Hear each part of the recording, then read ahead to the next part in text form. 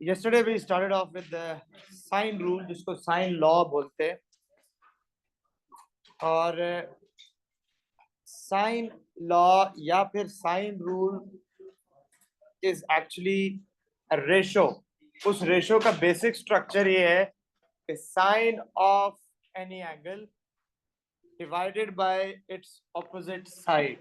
Divided by its opposite side. किसी भी angle का आप साइन ले लें, उसको डिवाइड कर दें उसकी ऑपोजिट साइड के साथ. ठीक है. या फिर किसी भी साइड से आप स्टार्ट करें, उसको डिवाइड करें उसके ऑपोजिट एंगल के साइन के साथ. साइन ऑफ ऑपोजिट एंगल, ये इन दो में से कोई एक स्ट्रक्चर लगेगा. अब ये रेशो साइन रूल क्या कह रहा है, लॉ क्या है? लॉ ये है कि ये जो रेशो अभी मैंने आपको एक्सप्लेन किया है कि किसी भी एंगल का sine divided by opposite side, एक ट्राइंगल में आप जिस मर्जी एंगल की रेशो ले लें उसके ऑपोजिट साइड से, वो रेशो हमेशा सेम रहेगी. For example sine of A divided by A is 5, so sin of c divided by c is also going to be 5, and sin of b over b side b is also be going to be 5. तो ये है sign law. इस law को use करते हुए हम unknown sides और angles को फिगर आउट करेंगे. आमिर पीछे करो चेयर में,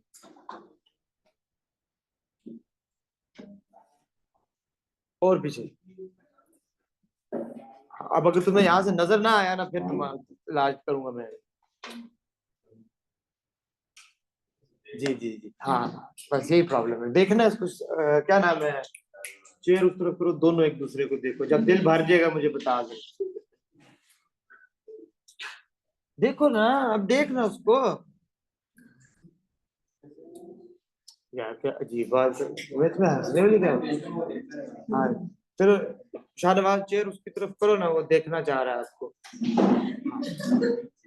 देख देखो देखो. चलो मैं तब तक पानी पी लेता.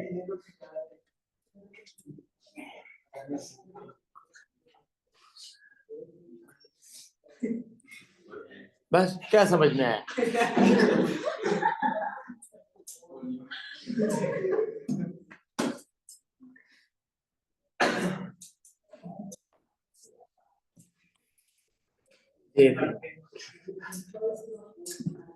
शाहनवाज आई एम सॉरी, मतलब कुछ चीज होती है देखने की यार. मतलब हो भाई, सबका इंटरेस्ट हो उसमें.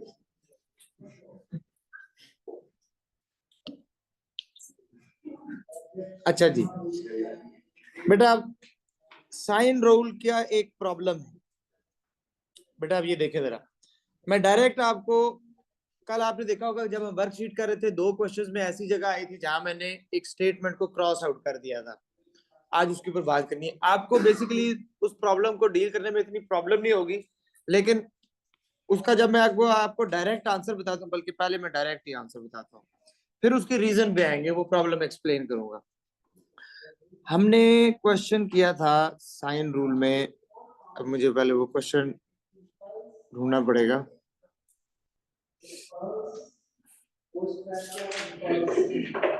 ये इसमें मैंने यहाँ पे एक चीज क्रॉस आउट कर दी थी. ये क्या लिखा हुआ है, which is obtuse angle. Obtuse angle क्या होता है?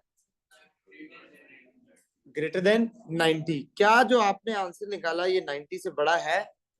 No, it is not greater than 90.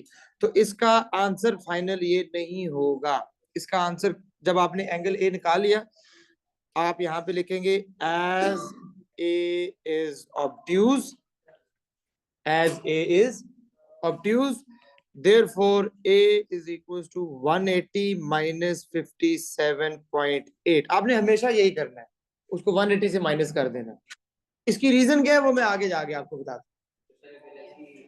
आपने हमेशा यही कर, आपका जो भी आंसर आ रहा है, और अगर वो कहता है कि जी मुझे जो आंसर चाहिए वो ऑब्ट्यूज चाहिए, आपका आंसर बाय डिफॉल्ट हमेशा एक्यूट ही आएगा.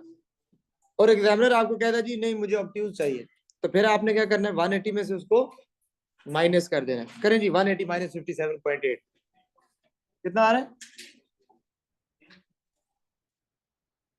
122.2 डिग्रीज. ना this is your final answer. ठीक है, इस आंसर तक आप डायरेक्ट नहीं पहुंचेंगे, डेफिनेटली पहले एक्यूट आंसर आएगा, उसको 180 से माइनस करेंगे, फिर आपके पास ऑब्ट्यूज एंगल आएगा। अच्छा, एक और क्वेश्चन भी हमने कल किया था, उसमें भी कुछ ऐसा ही सिलसिला था। आई गेस वो एरिया वाला क्वेश्चन था। मैं एरिया वाली वर्कशीट भी ओपन कर लेता हूँ।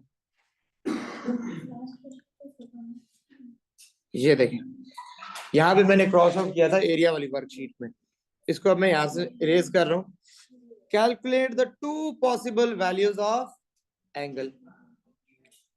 अब वो यहाँ पे उसने ये नहीं कहा कि जो आंसर है वो ऑब्ट्यूज होना चाहिए, उसने बोला दोनों आंसर बता दे, एक्यूट भी एंड ऑब्ट्यूज भी। Acute angle, so this is your one answer. Another answer जी, इसी 80 से आप सब्ट्रैक्ट कर दें। सो 180 माइनस 37.4, क्या आंसर आ रहा है? 142.6 डिग्रीज। ये आपके पास आ गया दूसरा आंसर। इस केस में ये दोनों आंसर हैं क्योंकि उसने दोनों पॉसिबल वैल्यूज मांगी। ठीक है, और जो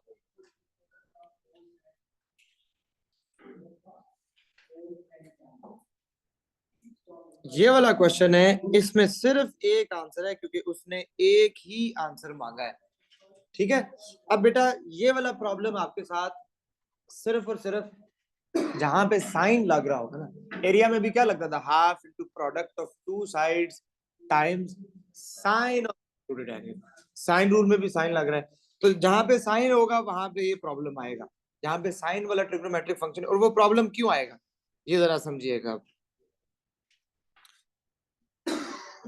बेटा लेट्स सपोज एग्जामिनर आपको कहता है एक ट्रायंगल है A B C, there is a triangle A B C. ये जरा पहले सुन लें ध्यान से, अभी ड्रॉ ना कीजिएगा, ये सिर्फ सुन लें। उसमें से एग्जामिनर आपको कह देता है कि जी एंगल ए जो है, लेट्स सपोज वो है, अज्यूम कर लेते हैं 40 डिग्रीज, ये उसने आपको दे दिया। तो क्या इन दोनों लाइंस के बीच में एंगुलर डिस्टेंस चेंज होगा? नो, ये फिक्स रहेगा। ठीक है, साथ ही एग्जामिनर आपको कहता है कि जो आपके पास साइड ए बी है, that is let's suppose 7 centimetre. 7 centimetre, क्या इसकी लेंथ चेंज होगी? ए बी की लेंथ चेंज होगी? नो। और साथ ही वो आपको कहता है side B C is let's say 10 centimetre. Let's suppose वो क्या कह रहा है, 10 सेंटीमीटर। अच्छा, अब B C 10 centimetre let's suppose ये है। ठीक हो गया? अब जरा यहाँ पे ध्यान से देखिएगा, मैं यहाँ पे इसको मार्क कर देता हूं कि ये है 10 सेंटीमीटर और दिस इज पॉइंट सी। यहां से बेटा इसी सेम लेंथ को मैं रोटेट करके इधर ले आता हूँ। क्या लेंथ चेंज हुई है? नहीं। बट अगर आप देखें ध्यान से, ये भी ट्रायंगल ए बी सी बन रहा है ना। ठीक है, जिसमें ये लेंथ 10 है जो एग्जामिनर ने दी थी, ये लेंथ 7 है, और ये इन दोनों के दरमियान एंगल 40 है। मैंने कुछ भी चेंज नहीं किया, जो उसने बोला वही है। So there are two possibilities.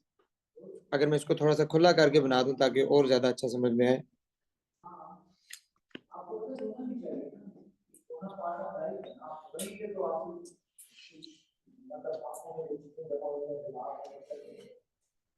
ये बेटा अब एक लेंथ ये, इसी की सेम लेंथ ये, जिसमें ये है आपके पास 10 सेंटीमीटर, लेट्स सपोज ये है 5 सेंटीमीटर,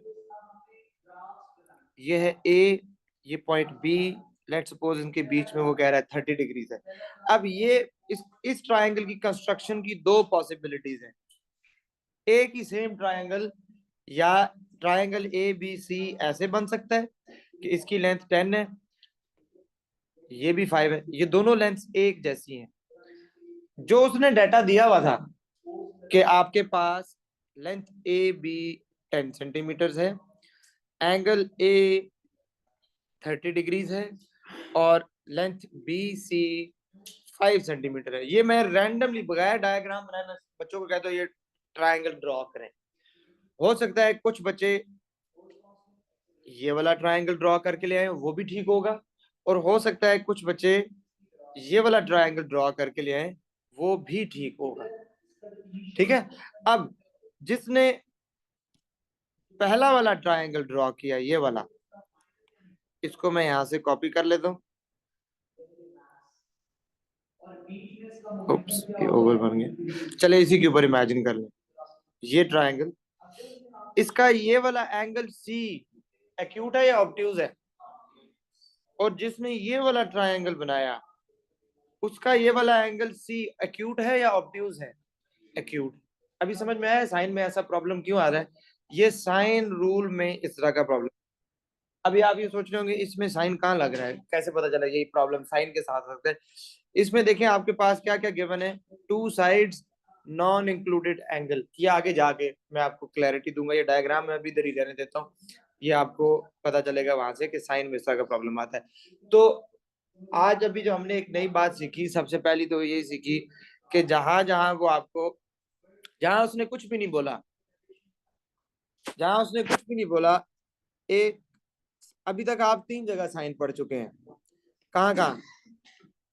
एक ट्रिग्नोमेट्रिक रेशो, जहां पे sine theta is equal to opposite over hypotenuse. उसमें अगर आपको याद हो तो मैंने इस थीटा के हवाले से एक कंडीशन बताई थी, ये थीटा राइट एंगल नहीं होगा, ये रेशो राइट एंगल पे लगेगी, इस थीटा के ऊपर मैंने एक कंडीशन बताई थी। वो क्या थी, याद है?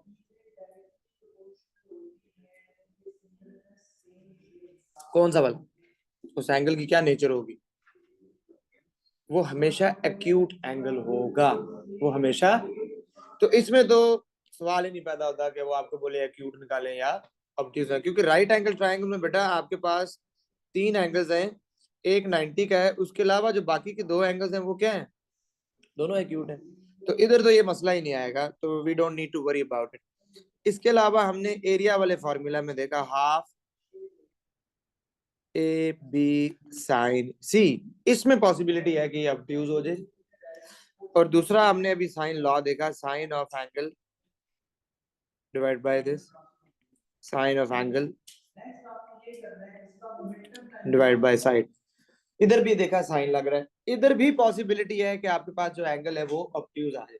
अब आपके पास करना क्या आपने, अगर आप ये 2 यूज कर रहे हैं, अगर एग्जामिनर ने कुछ भी नहीं बोला कि उसने सीधा सीधा बोल दिया कि angle find, straight forward question है, तो फिर जो आपका डायरेक्ट कैलकुलेटर पे आंसर आ रहा है, वो जो एक्यूट आ रहा है वही आपका आंसर है।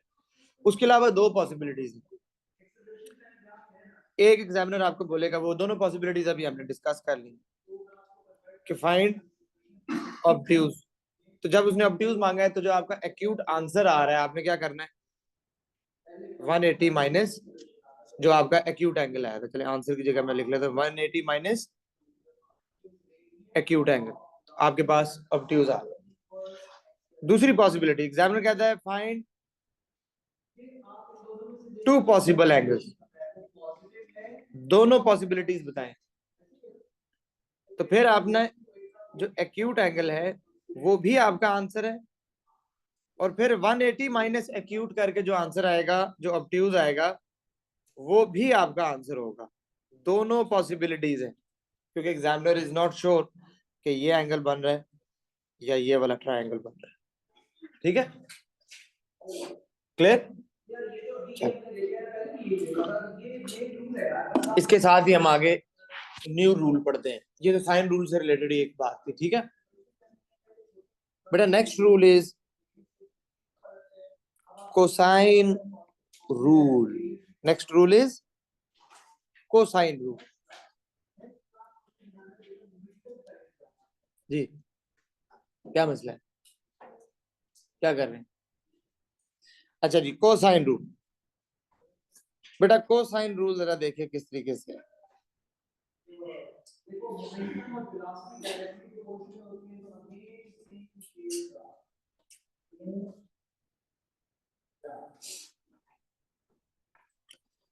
कोसाइन रूल में बेटा इसकी मैं स्टेटमेंट लिखवा देता हूँ, बल्कि स्टेटमेंट को छोड़े, वो काफी लेंथी स्टेटमेंट बन जाएगी। Triangle A B C, angle A के opposite side A, angle B के opposite side B, angle C के opposite side C. Cosine rule अब कैसे आपके पास बनता है, किसी भी एक साइड से स्टार्ट लेना, ये पहले सुन लें फिर लिखिएगा प्लीज, सुन लें समझ लें कि आपने याद कैसे करना है, क्योंकि एग्जाम में नेम्स लाजमी नहीं है वो यूज करे, और अगर करेगा तो लाजमी नहीं है ABC यूज करे, कोई भी नेम यूज कर सकता है वो, तो इसलिए फार्मूला की कंस्ट्रक्शन देखें कैसे हो रही है। आप किसी भी एक साइड से स्टार्ट ले लें, तो स्टार्ट ऑफ विद मैं साइड ए से स्टार्ट लेता हूँ, और मैं इसको हाईलाइट कर देता हूँ ताकि आपका फोकस रहे कि हमने साइड ए से स्टार्ट लिया है। जिस भी साइड से आप स्टार्ट लेंगे उसका स्क्वायर, ये कोसाइन रूल का फॉर्मूला लिखवा रहा हूँ, उसका square is always equal to Pythagoras theorem की तरह sum of the square of the other two sides, A के अलावा बाकी दो साइड्स हैं B and C, so B square plus C square. ठीक है, यहां तक क्लियर है। उसके बाद माइनस, ये माइनस का साइन हमेशा आएगा, ठीक है, 2 टाइम्स यही जो दो रिमेनिंग साइड्स थी जिनका यहाँ पे आपने स्क्वायर लिया है, विदाउट स्क्वायर यहाँ पे मल्टीप्लाई कर देंगे बी टाइम्स सी। हम कौन सा रूल कर रहे हैं, इसमें कॉस आएगा तो इसके साथ ही यहाँ पे आप मल्टीप्लाई करेंगे कॉस ऑफ एंगल, कौन सा एंगल, जिस साइड से स्टार्ट कर रहे हैं उसके अपोजिट वाला एंगल, तो इस यहाँ पे एंगल कौन सा है ए। ये आपका कोसाइन रूल बन गया। दोबारा देखें, जिस भी साइड से स्टार्ट करेंगे, अगर आप साइड ए से स्टार्ट कर रहे हैं, सो ए का square is equal to the sum of the square of the other two side, जो ए के अलावा जिस साइड से स्टार्ट लिया उसके अलावा जो बाकी दो साइड है उनके स्क्वायर का सम, माइनस 2 टाइम्स वही जो दो रिमेनिंग साइड्स हैं वो without the square, multiply by cos of angle, which angle, जिस साइड से स्टार्ट लिया उसके ऑपोजिट एंगल, बी स्क्वायर किसके इक्वल होगा, ये मुझे बताएंगे मारिया नीब, आप बताएं। अगर मैं बी स्क्वायर से स्टार्ट लेता हूं, पहले तो मैंने ए से स्टार्ट लिया था, अब मैं कहता हूं मैं यहां से स्टार्ट लेता हूं बी से, तो B square is equals to A square plus C square A square plus C square -2 multiplied by side A and side C very good, और cos angle B।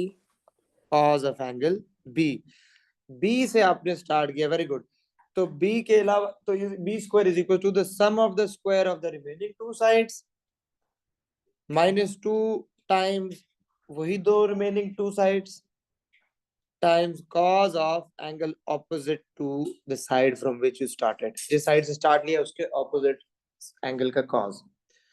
ठीक हो गया। नेक्स्ट रोहान बेटा आप बताएं सी स्क्वायर किसके इक्वल होगा, बल्कि ठहरे शाहनवाज आप बताएं, बल्कि नहीं आप भी नहीं बताएं, आमिर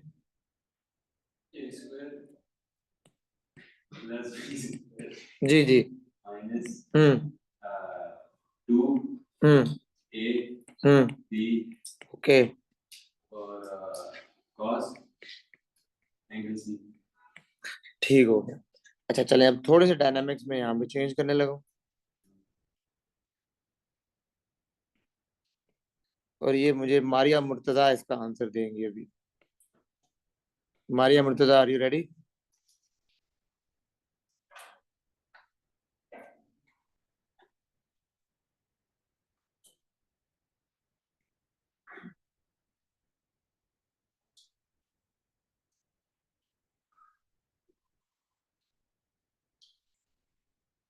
जी मारिया मुर्तजा, मुझे कोसाइन रूल अप्लाई करना है और मैं कहता हूं मैं साइड के से स्टार्ट लेता हूं, तो मुझे कोसाइन रूल का फॉर्मूला बताएं क्या होगा।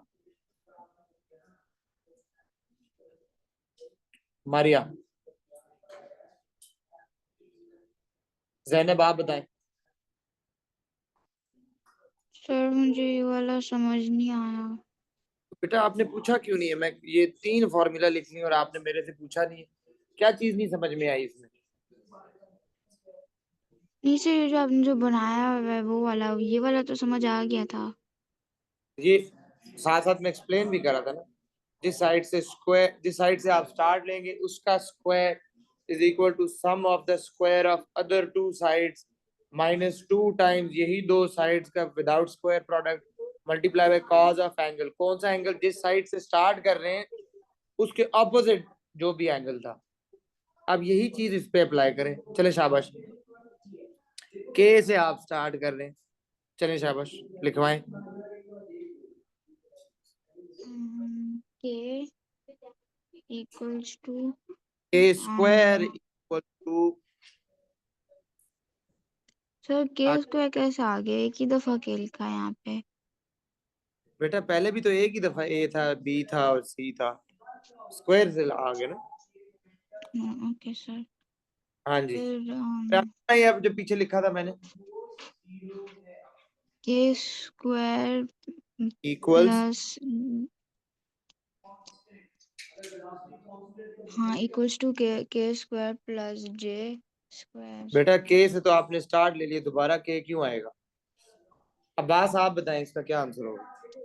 फॉर्मूला बना के दें। सर इसका आंसर होगा जे स्क्वायर जे स्क्वायर और L square plus L square, -2 जी जी शाबाश, ए वेरी और गुड। एल ब्रैकेट्स में जे टाइम्स एल कॉस क्या कहते हैं आर आई थिंक। यस, जिस साइड से स्टार्ट ले रहे हैं उसके ऑपोजिट एंगल का कॉस। Very good. जैनब बेटा ध्यान से सुने दोबारा, जिस भी साइड से आप स्टार्ट लेंगे उसका स्क्वायर, इसलिए यहाँ पे स्क्वायर है, is equal to sum of the square of the remaining two side. जो बाकी की दो साइड्स हैं उनका स्क्वायर लेके ऐड कर देना। तो बाकी की दो साइड्स कौन सी है? जे और एल। तो J square plus L square minus हमेशा आएगा, फिर 2 टाइम्स वही जो दो साइड्स रह गई हैं उनका product, 2 times J times L, and then multiply by cos of angle R. R क्यों? जिस साइड से आप स्टार्ट ले रहे हैं उसका ऑपोजिट एंगल, ये क्या है? आर।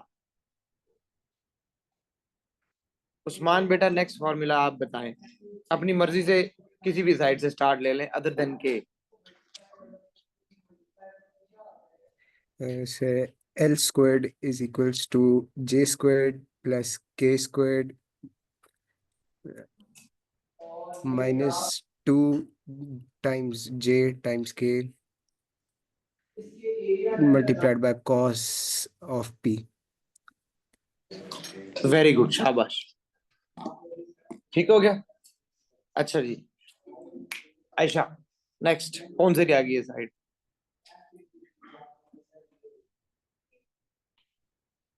साइड जी, चले शाबाश बताएं जी। जे स्क्वायर्ड इज इक्वल टू के स्क्वायर्ड, हाँ जी, प्लस एल स्क्वायर्ड -2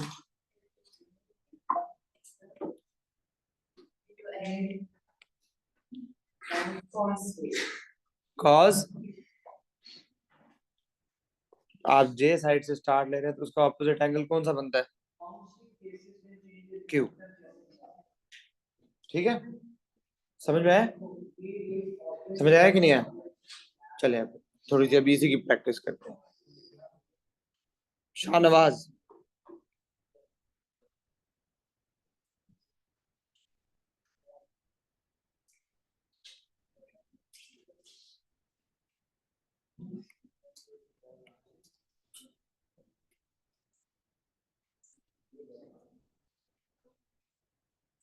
जी शाहनवाज, किसी भी साइड से स्टार्ट ले, फार्मूला कोसाइन रूल का। एक सेकंड, हाँ जी, क्यू से आप स्टार्ट ले रहे हैं, okay, so Q squared is equal to P squared plus R squared, हाँ,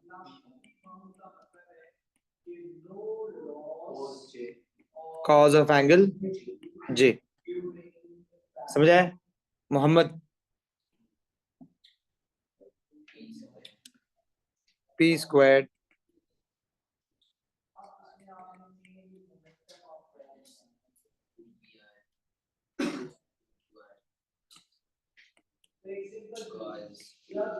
cos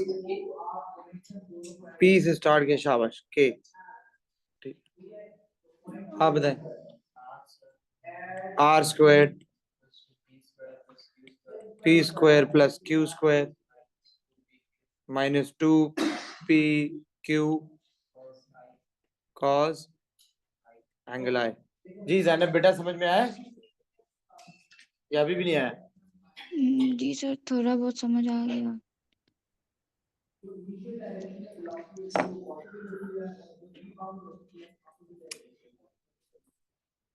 चले बेटा, ये इसका क्वेश्चन ओपन करते हैं। ये लिखा है आप लोगों ने? लिखे? ये लिख लें, लिख लिया? जिन्होंने नहीं लिखे वो जल्दी से लिखे। ये जो फॉर्मूलाज अभी आपको सामने नजर आ रहे हैं, these are for this one.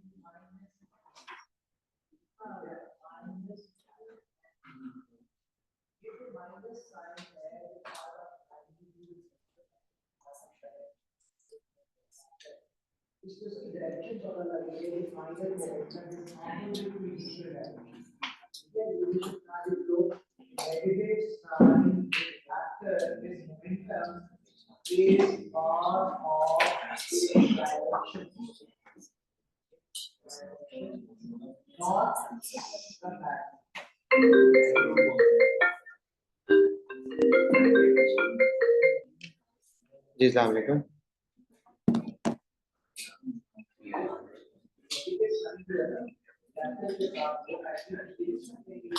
देख लें, अगर आज आ सकती हैं तो आज।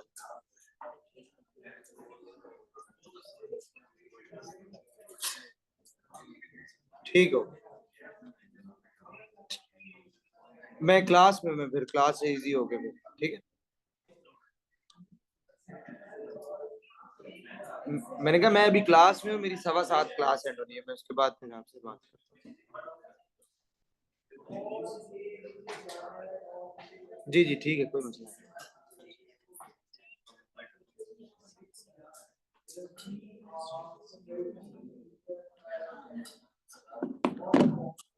हो गया? चले बेटा, अब इसका क्वेश्चन देखते हैं।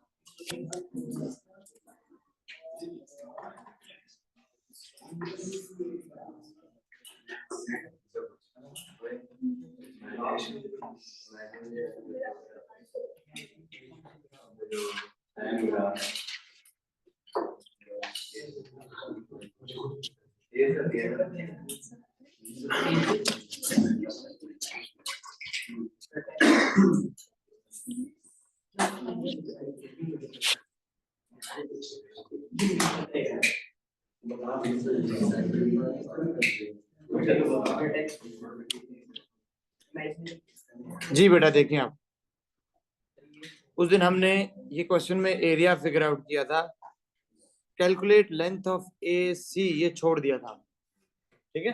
इस पे लगाए कोसाइन रूल, हमने ए सी फाइंड आउट करना है। जो चीज फाइंड करनी है वहां से ही हम स्टार्ट लेंगे।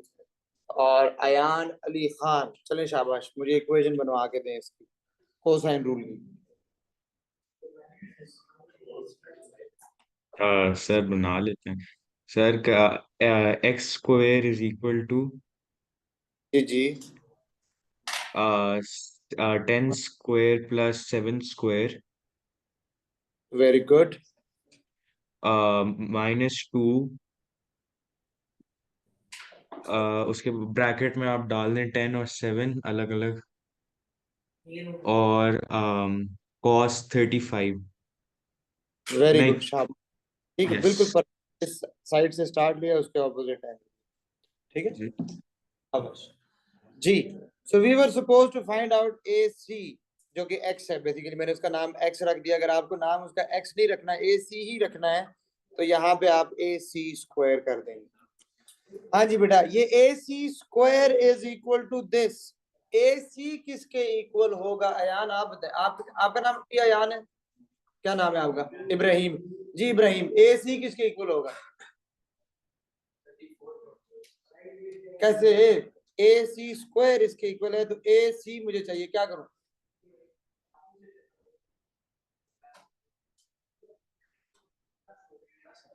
आपने आंसर निकाल लिया ना? 35 ही आ रहा है आंसर। कैसे आया?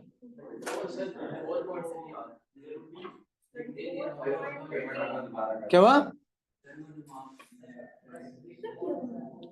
ओह, मैंने आपसे क्या पूछा?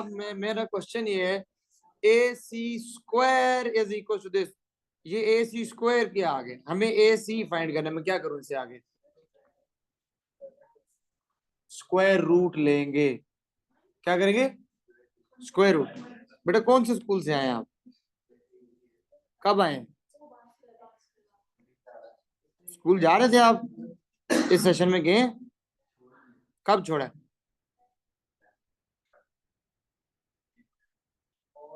और अब तक क्या किया? ठीक है, अब तक उसके बाद अब तक क्या किया बीच में? टीटो पार्टियां। सही है, वेरी गुड। जी जनाब। बेटा स्क्वायर को खत्म करने के लिए हम क्या करते हैं? दोनों तरफ स्क्वायर रूट लेंगे। स्क्वायर और स्क्वायर रूट कैंसिल हो गया, तो AC is equal to, calculator में इसको एज इट इज पुट कर दें बेटा आप लोग। Root of 10 square plus 7 square minus 2 times 10 times 7 times cos 35। क्या आंसर आ जाएगा? 5.853 सिग्निफिकेंट फिगर में बताएं। 3 में कितना हो जाएगा फिर? 5.86 हो जाएगा। 5.86 सेंटीमीटर। 3 significant figure, 1 2 3। AC की लेंथ समझ में आई है कैसे निकाला है बेटा? पूरे 4 नंबर नहीं,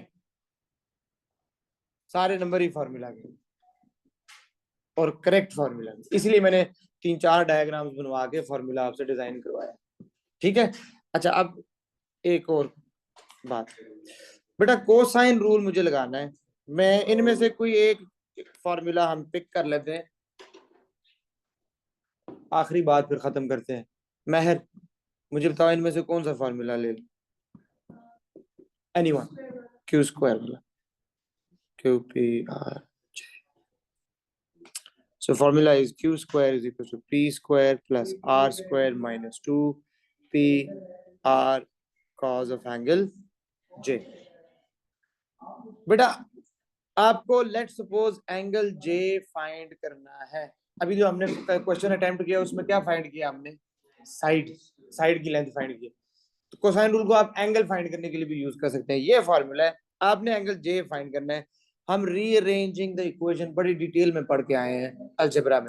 मुझे ये बताएं, इक्वालिटी के राइट साइड पे कितनी टर्म्स हैं? Terms are separated by plus minus sign. 1 2 3 terms. ठीक है, मुझे J को सब्जेक्ट बनाना है। महर जल्दी से सब्जेक्ट बना के दें, बनवाएं एवरीबॉडी। J को सब्जेक्ट बनाए, शाबाश।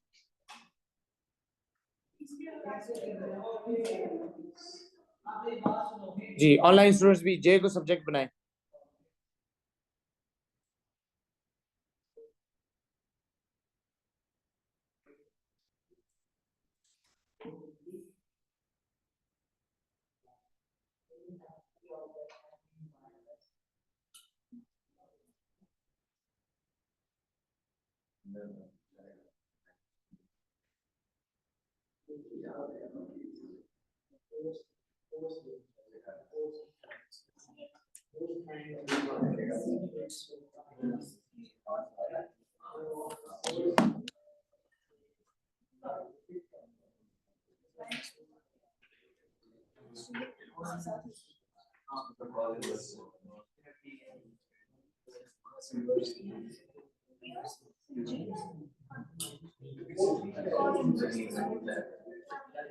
क्या आंसर आ रहा है महर?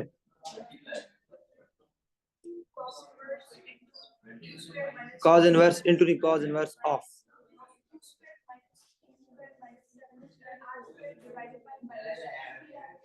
शाबाश ठीक है, लेकिन इसको और अच्छा कर सकते हैं। जो डिनोमिनेटर में माइनस है ये ऊपर जाएगा तो क्या होगा, देखिए उधर जो डिनोमिनेटर में आपका माइनस आ रहा है इसको न्यूमरेटर में लेके जाएंगे तो क्या इफेक्ट आएगा, न्यूमरेटर में तीनों टर्म्स के साथ मल्टीप्लाई करें क्या हो जाएगा, सारी प्लस हो जाएंगी। फिर हाँ तो फिर क्या आंसर आ जाएगा,